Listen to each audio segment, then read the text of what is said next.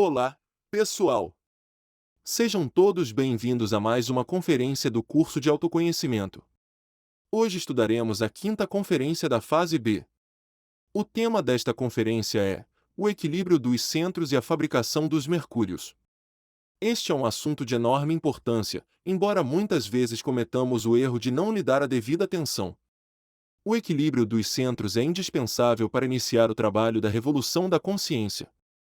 Quando conseguimos equilibrar os nossos centros energéticos, começa então o processo de purificação da energia sexual. Assim, tornamo-nos capazes de despertar o fogo sagrado da Kundalini e, consequentemente, iniciar a criação dos corpos solares, algo que seria impossível sem o equilíbrio dos centros. Nesta conferência, faremos uma recapitulação do que estudamos na fase A sobre o equilíbrio dos centros, e compreenderemos sua influência na transformação do nosso Mercúrio. Além disso, veremos como ocorre a combinação dos três princípios da alquimia, enxofre, mercúrio e sal, aquilo que nos permite realizar criações superiores dentro de nós mesmos. Vamos iniciar este interessante tema compreendendo o que é o equilíbrio dos centros e como podemos alcançá-lo. Na conferência número 4 da fase A, estudamos que possuímos 7 centros de energia em nossa máquina humana, ou corpo físico, responsáveis pelas diferentes funções do nosso organismo e da nossa psique. Também vimos que 5 desses centros, devido à nossa atual condição egóica, encontram-se caídos e são constantemente utilizados pelos defeitos psicológicos para se manifestarem através da máquina humana. Eles fazem isso para se alimentar da nossa energia, fortalecendo-se cada vez mais e adquirindo maior poder para nos manipular e satisfazer seus próprios desejos. Como consequência, esses centros permanecem profundamente desequilibrados. Durante o dia inteiro desperdiçamos a energia do centro intelectual com toda espécie de pensamentos inúteis. Da mesma forma, consumimos a energia do centro emocional alimentando emoções negativas de todos os tipos. Também gastamos a energia do centro motor falando coisas supérfluas e realizando ações que apenas favorecem a satisfação do ego. Assim, ao longo do dia, dissipamos continuamente a energia dos centros. E, para agravar ainda mais a situação, quando chegamos à prática sexual, alcançamos o orgasmo ou a ejaculação, esgotando completamente a energia do centro sexual. Dessa maneira, por causa do prazer e da inconsciência, consumimos diariamente todos os nossos recursos energéticos. Precisamos compreender, então, que é indispensável colocar ordem em nosso interior, para que cada centro possa funcionar com o seu próprio hidrogênio. Todas as noites, enquanto dormimos, o centro instintivo recebe a cota diária de energia e a distribui aos centros inferiores. É por isso que ocorre o desdobramento astral, permitindo que a psique saia do corpo físico, levando consigo seu incessante fluxo de pensamentos e emoções, para que o corpo vital, cuja sede se encontra no centro instintivo, possa reabastecer os centros inferiores. O centro instintivo fornece 7 milhões de unidades de energia aos centros motor, intelectual inferior e emocional inferior, respectivamente. Já ao centro sexual, deposita 100 milhões de unidades de energia, pois este possui a função mais importante de todas, a criação.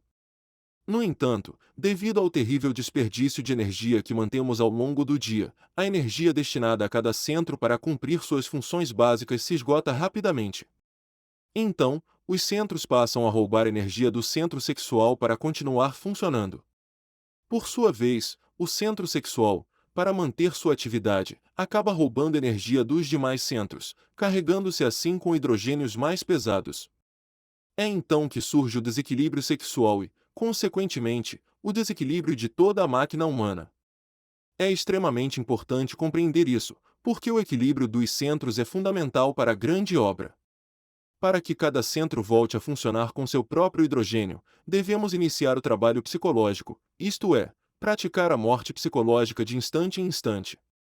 Enquanto o centro sexual continuar trabalhando com hidrogênios pesados, ele não será capaz de produzir a energia necessária para a fabricação dos corpos solares.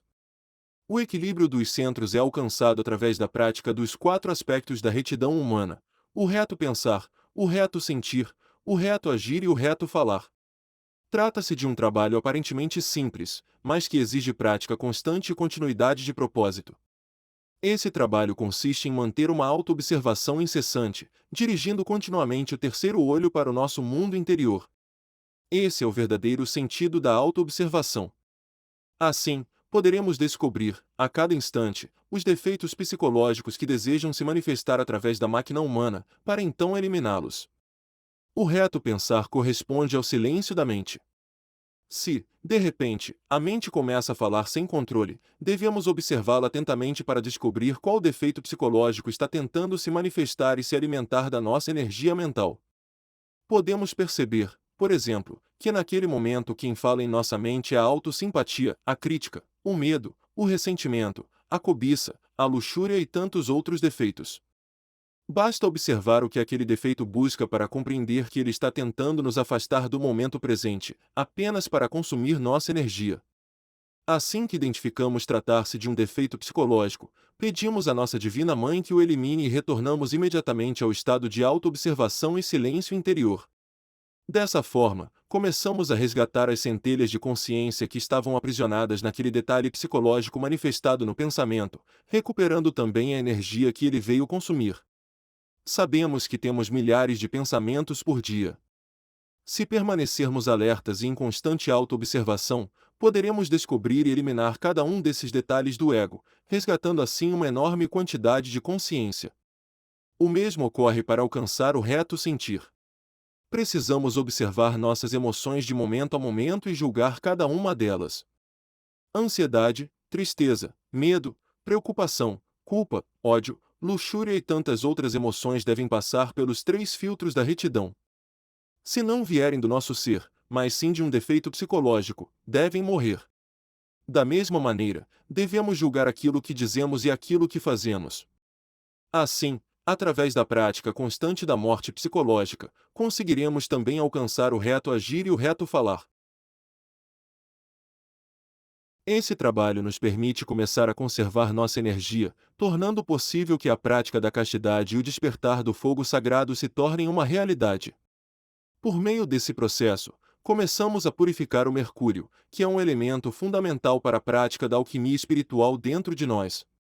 O mercúrio refere-se à nossa energia sexual criadora, que, em seu estado atual, encontra-se contaminada devido ao desequilíbrio dos centros e à constante atividade dos defeitos psicológicos que a consomem e poluem.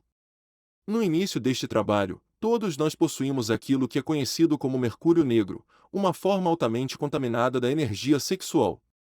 Por essa razão, é necessário trabalhar no equilíbrio dos centros para que a transformação do mercúrio possa começar.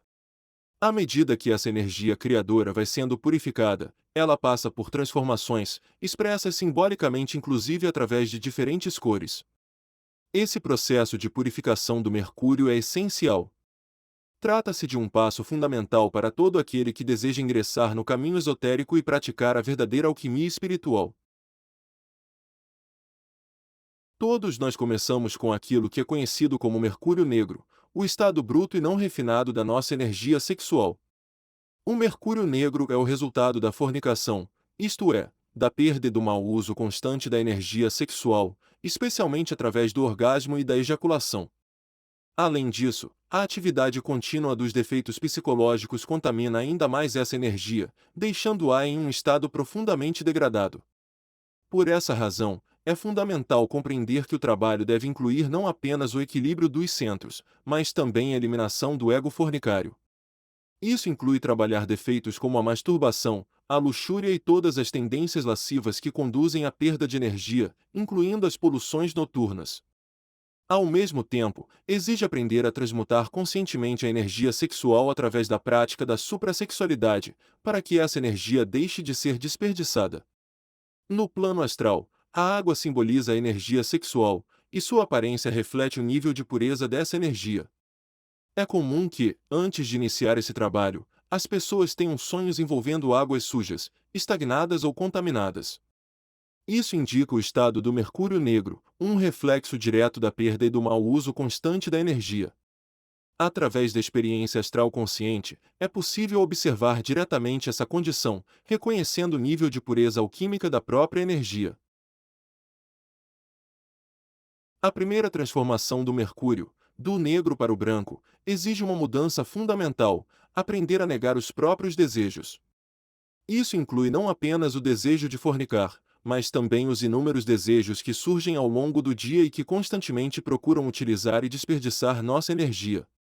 Ao nos recusarmos a agir de acordo com esses desejos, impedimos que o ego continue contaminando nossa energia, e assim iniciamos o processo de purificação. No começo desse trabalho, nossa capacidade de autoobservação ainda é limitada. Ainda não somos capazes de perceber todos os detalhes do ego que se manifestam em uma única reação. Por exemplo, uma pessoa pode reconhecer que está sentindo raiva e conseguir não expressá-la através de palavras ou ações.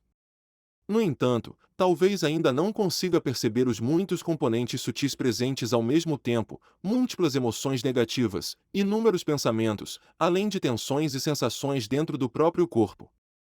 Mesmo assim, esse esforço inicial de conter a expressão do ego já possui grande valor. Ao negar ao ego a possibilidade de agir e de se expressar, começamos a conservar energia, e isso permite que ocorra o primeiro nível de purificação do mercúrio. À medida que aprofundamos nossa autoobservação e continuamos praticando a morte psicológica, essa purificação torna-se cada vez mais completa, conduzindo-nos gradualmente a estados mais elevados de transformação interior. A próxima etapa da purificação consiste em transformar o mercúrio até o nível amarelo. Para alcançar isso, é necessário refinar ainda mais a autoobservação e começar a perceber e eliminar os detalhes sutis que compõem cada defeito psicológico. Por exemplo, consideremos uma situação em que o parceiro ou a parceira faz um comentário de que não gostamos. No início do trabalho, talvez percebamos apenas um sentimento de desagrado e peçamos a eliminação dessa emoção. Porém, para avançarmos na purificação do mercúrio, precisamos tornar nossa observação muito mais precisa. Se aprofundarmos a autoobservação nessa mesma situação, talvez descobramos que o desagrado se origina do orgulho ferido, da autoconsideração. Então, pedimos a eliminação desses detalhes específicos. Ao mesmo tempo, podemos observar pensamentos surgindo na mente, preparando uma resposta, talvez buscando ferir a outra pessoa. Nesse momento, descobrimos elementos de vingança. Também podemos perceber tensões no corpo, contrações sutis e diferentes reações físicas. Ao observar todos esses detalhes e pedir sua eliminação, elevamos o nível de pureza da nossa energia. A cada pedido de morte psicológica, recuperamos mais essência, as centelhas de consciência, que correspondem ao enxofre que fecunda o mercúrio. Com isso, também recuperamos a energia que anteriormente estava aprisionada nesses defeitos. Para despertar o fogo sagrado da Kundalini, é necessário que o centro sexual conserve suas 100 milhões de unidades de energia. Esse processo de purificação também deve ser verificado através da experiência direta, particularmente no plano astral. Ao mesmo tempo, ele se torna evidente na vida física através de um maior controle sobre a função sexual durante a prática da suprassexualidade.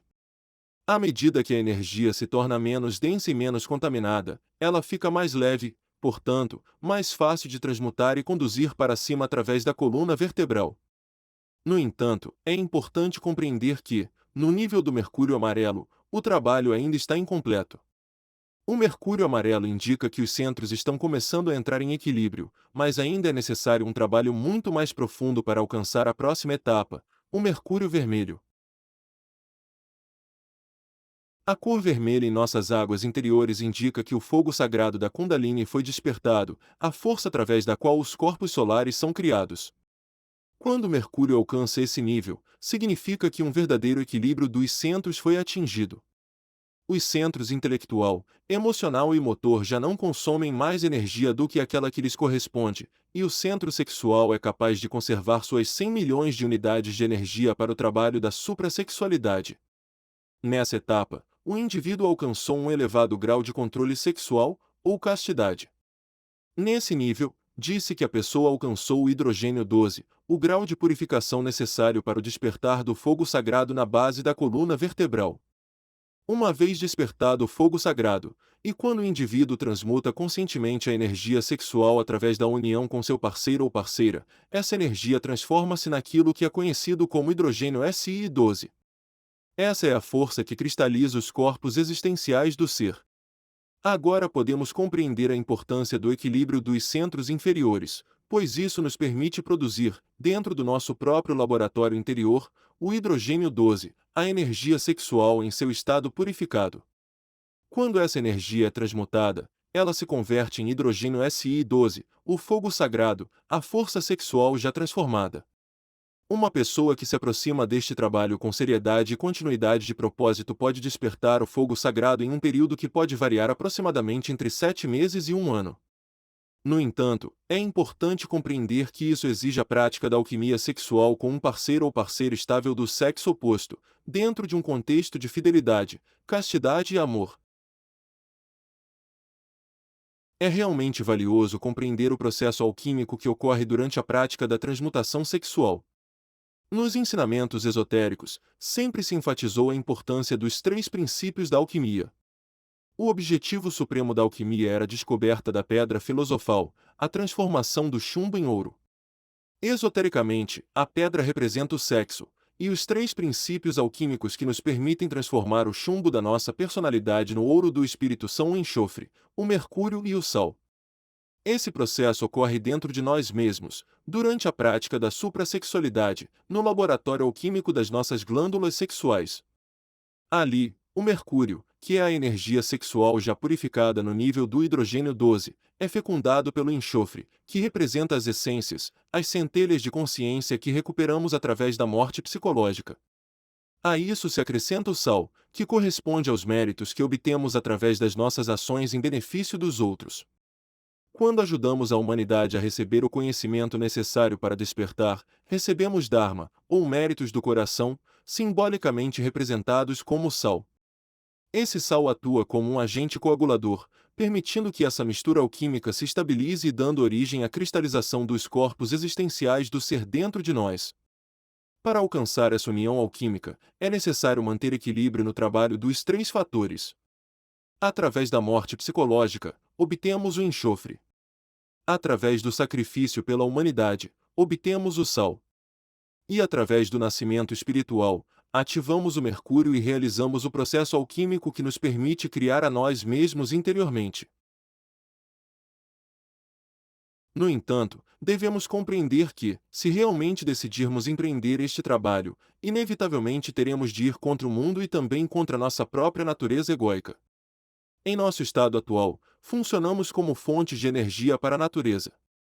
Servimos de alimento para inúmeras forças externas e internas que se nutrem da nossa energia.